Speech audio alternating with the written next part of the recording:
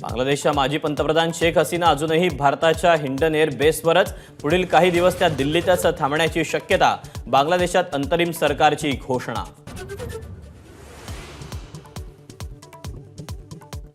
बांगलादेश प्रकरणी आज संसदेत परराष्ट्र मंत्री निवेदन करणार, तर ढाक्यातल्या दूतावासाला घेराव घालण्याचं जमाते इस्लामीचं आवाहन। 48 तासात काळजीवाहू सरकार स्थापन करू, बांगलादेशच्या लष्कर प्रमुखांचं जनतेला शांततेचं आवाहन।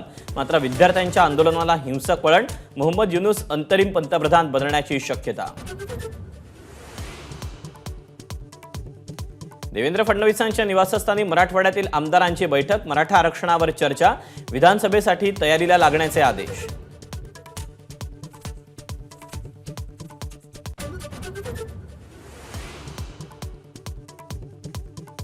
मराठा ठोक मोर्चाचे कार्यकर्ते उपमुख्यमंत्री देवेंद्र फडणवीस आणि शरद पवारांच्या निवासस्थानी जवाब दो आंदोलन करणार।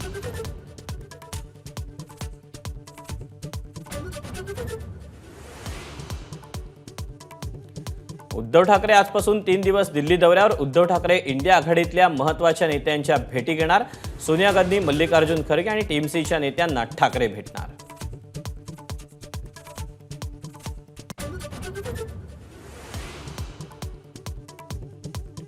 शिवसेनेसह राष्ट्रवादी काँग्रेस आमदार अपात्रता प्रकरणी आज सर्वोच्च न्यायालयात सुनावणी, राष्ट्रवादी पक्ष आणि चिन्ह याबाबतची सुनावणी देखील आज होण्याची शक्यता।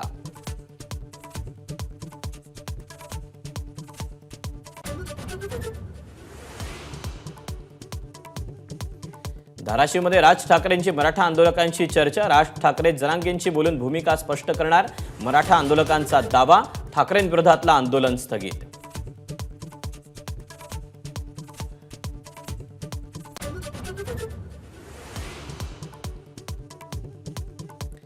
मुस्लिम मतामुळे उद्धव ठाकरेंचा लोकसभेत स्ट्राईक रेट, तर शिंदेंच्या सेनेवर शिक्कामोर्तब करताना आंबेडकरांचं वक्तव्य, तर परप्रांतीयांबाबतच्या वक्तव्याप्रकरणी राज ठाकरेंना अटक करण्याची आंबेडकरांची मागणी।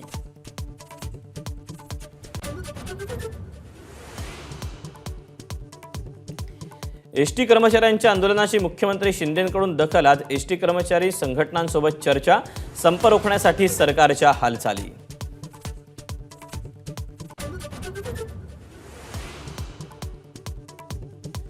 कोचिंग सेंटर्स बनली डेथ चेंबर्स, सुप्रीम कोर्टाचे जोरदार ताशेरे, केंद्र सरकार आणि दिल्लीच्या मुख्य सचिवांना नोटीस।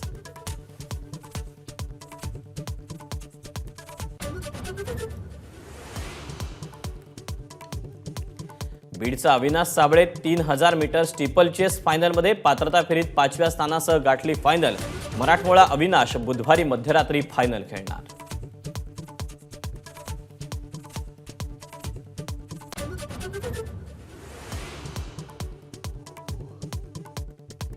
पॅरिस ऑलिम्पिकमध्ये आज भारतासाठी महत्त्वाचा दिवस, हॉकीच्या सेमीफायनलमध्ये भारत जर्मनी आमने सामने, तर भालाफेकपटू नीरज चोप्रा पात्रता फेरीसाठी मैदानात।